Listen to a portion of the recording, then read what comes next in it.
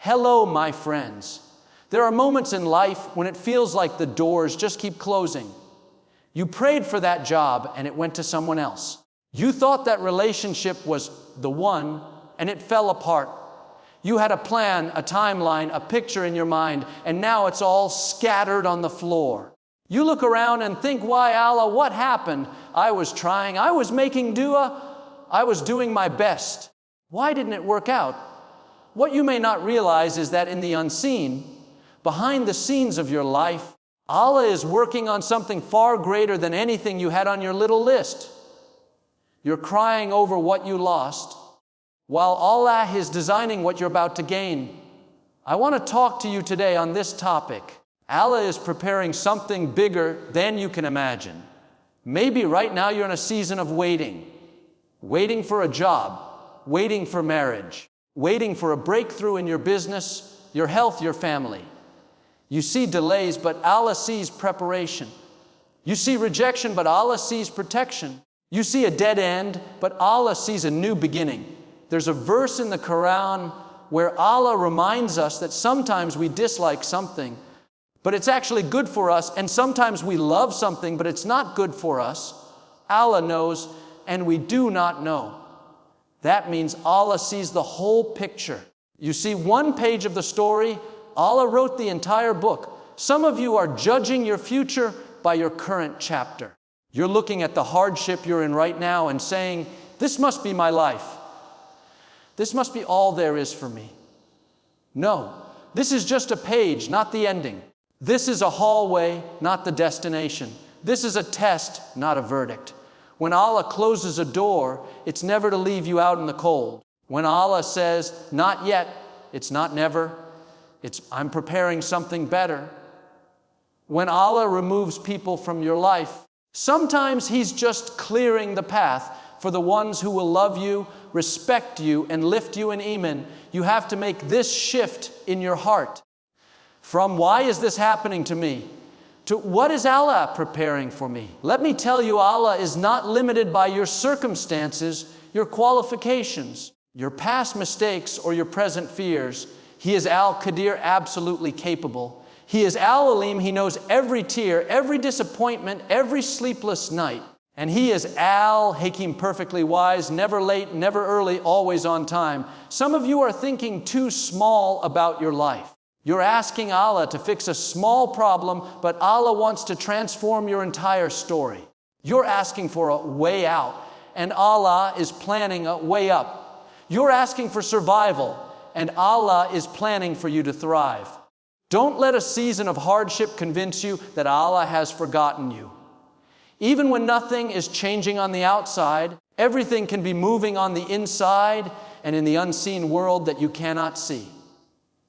Right now, while you're listening to these words, Allah may be lining up people you haven't met yet, opportunities you haven't heard of yet, doors you don't even know exist yet. You think your dua went unanswered. No, your dua went into a divine schedule. You said, why, Allah, open a door for me? Maybe Allah answered, I will just not that door. I have another one that's bigger, higher, safer for your faith, better for your dunya and akhirah. You wanted an ordinary job. Allah wants to give you a position where you can help thousands. You wanted any spouse. Allah wants to send you someone who will pull you closer to Jannah. You wanted Allah to remove the storm. Allah wants to grow roots in you so deep that no storm can ever uproot you again.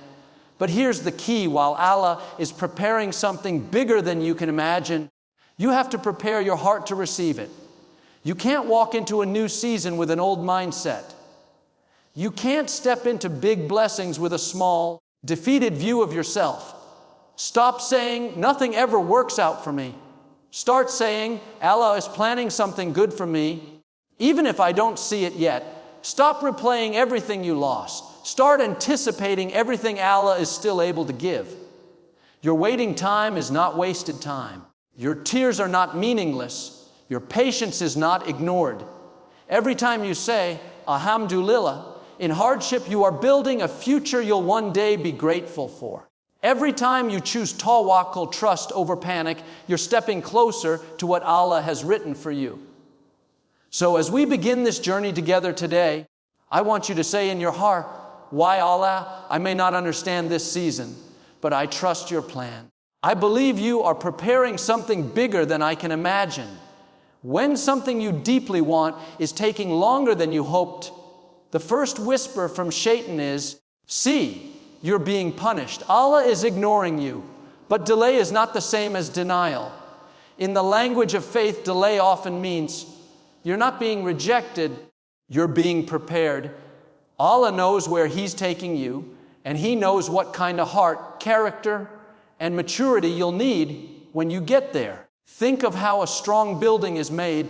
The higher the building, the deeper and longer they work on the foundation. From the street, it looks like nothing is happening. Just noise, dust, holes in the ground. But hidden beneath the surface, something is being built that will be able to carry weight for decades. That's what Allah does with your soul during seasons of delay. He is deepening your foundation so you don't collapse under future blessings. Sometimes you're asking for something that, if given too early, would crush you instead of bless you. You want the promotion, but you don't yet have the patience to handle the pressure. You want the marriage, but your heart still carries wounds that would poison that relationship. You want the public success, but your iman is still fragile, too easily shaken by people's praise or criticism. Delay becomes a shield, keeping you safe while Allah completes the work He is doing inside you. In the Qur'an, Allah tells us that human beings were created hasty.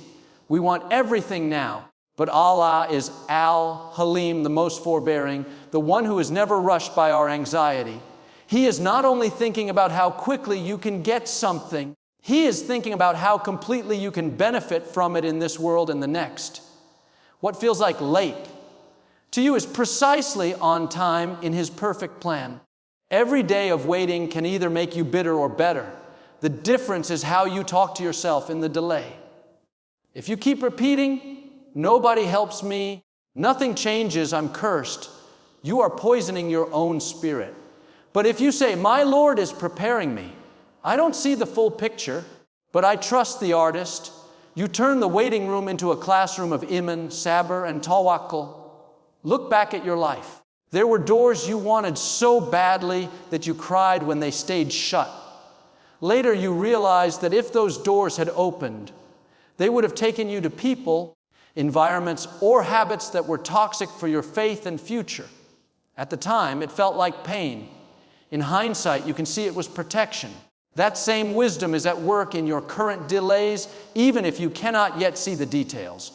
Delays are when Allah quietly upgrades your capacity. While you're asking for a better life, He is building a better you. He is teaching you to pray with more sincerity, to detach from sin more seriously, to rely on Him more fully, so that when the blessing arrives, you can carry it with gratitude instead of arrogance, with stability instead of fear, with remembrance instead of forgetfulness. When a door slams shut in your life, the first feeling is usually shock or pain. You thought it was the right job, the right person, the right path, and suddenly it's gone. In that moment, it's easy to think, "Why is this happening to me? Did I do something wrong? Is Allah angry with me?" But often that closed door is not a sign of rejection, it is a sign of protection.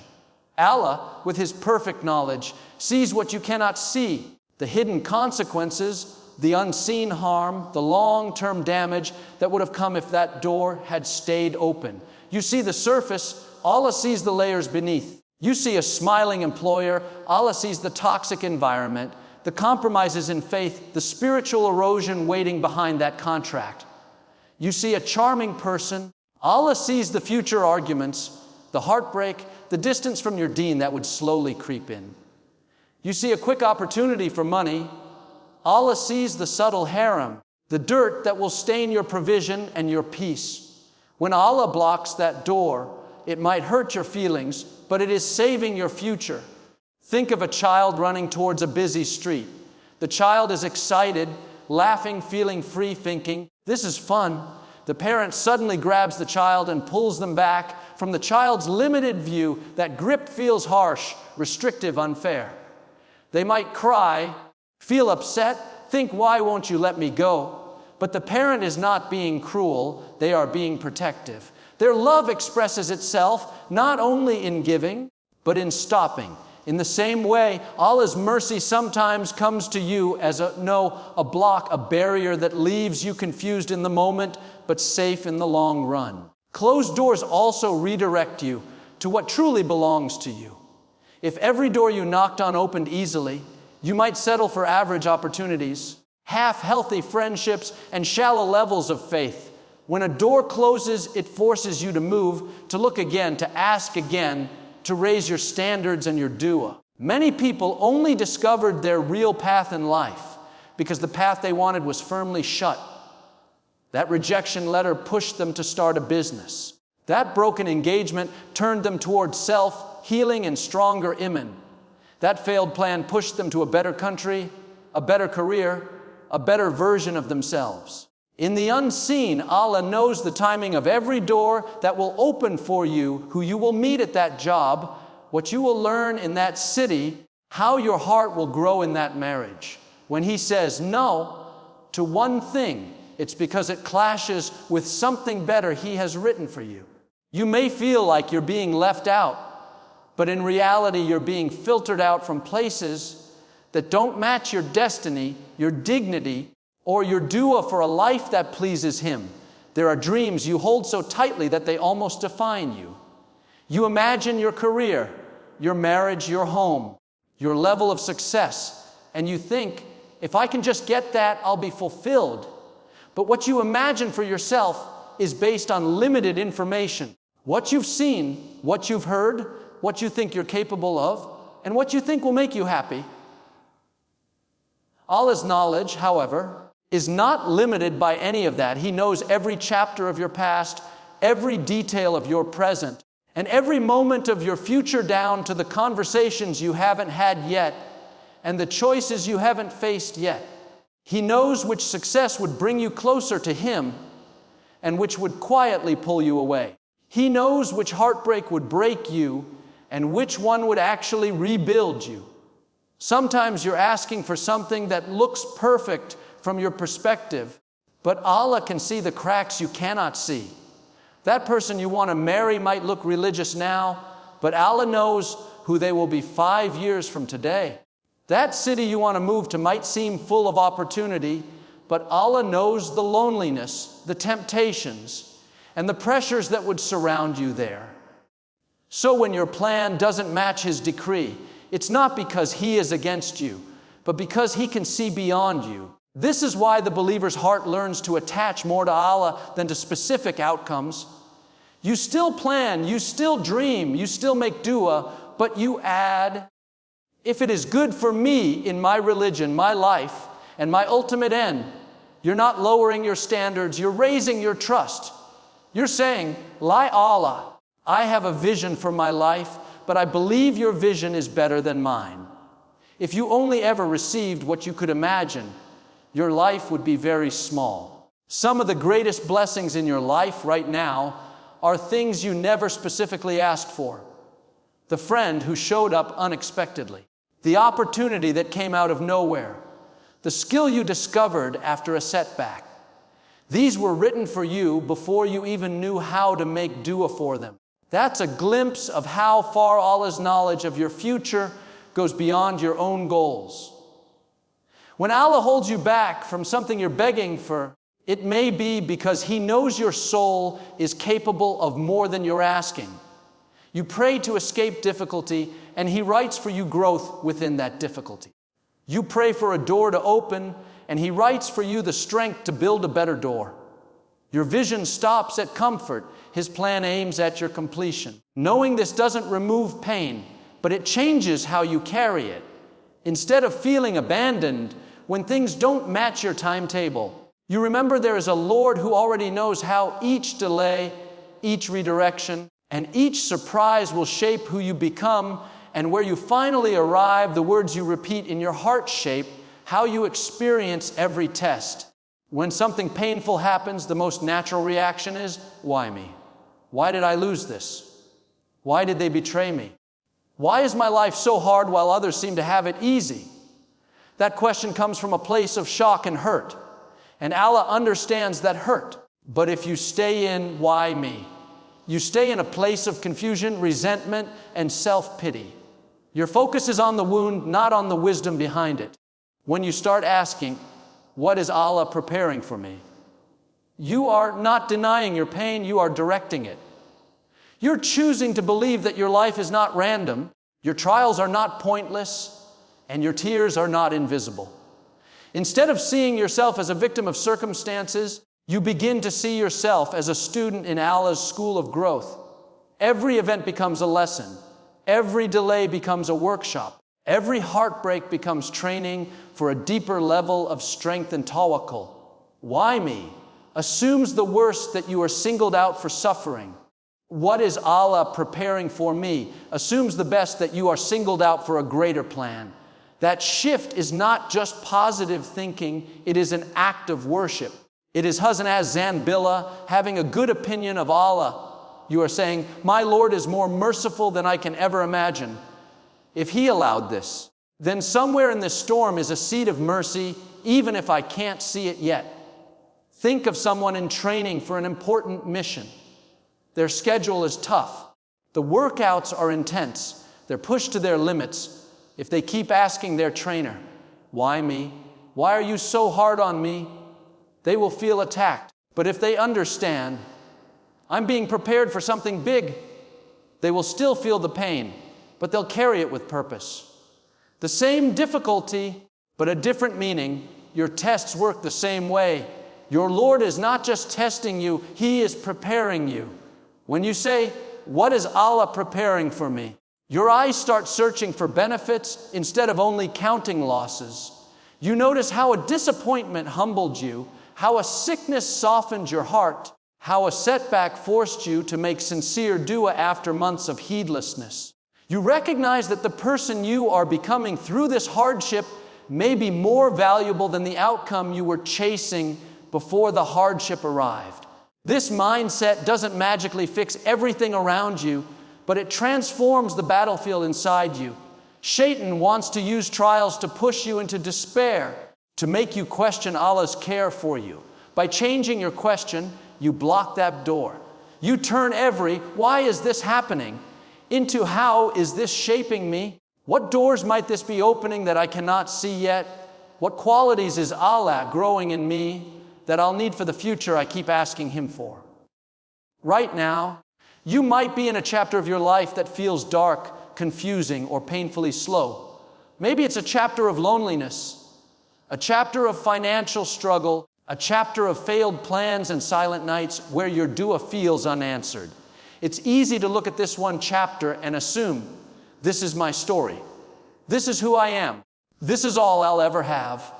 But the author of your story is Allah, and He has written more for you than this one page you're living on. When you read a book, you don't judge the hero by one difficult chapter. In the middle of the story, everything often looks like it's falling apart. The tension rises, problems multiply, and nothing seems to make sense. But if you keep reading, you see how every painful scene was setting up a greater turning point, a deeper strength, a more beautiful ending. Your life works the same way. Think of Yusuf Asas in the well, in the prison, betrayed, forgotten. If you froze his story at those moments, you would say, he is abandoned, he is lost, his life is ruined. But Allah had a later chapter written, one of honor, leadership, reunion, and wisdom. The early chapters did not define him, they prepared him. Your current chapter, no matter how heavy, is not a verdict on your worth, your future, or Allah's love for you. It is a place of transition, not your permanent address. Allah may be using this chapter to detach you from what is harmful, to cleanse your heart, to strengthen your tawakkul, or to redirect you to something higher than you would have chosen on your own.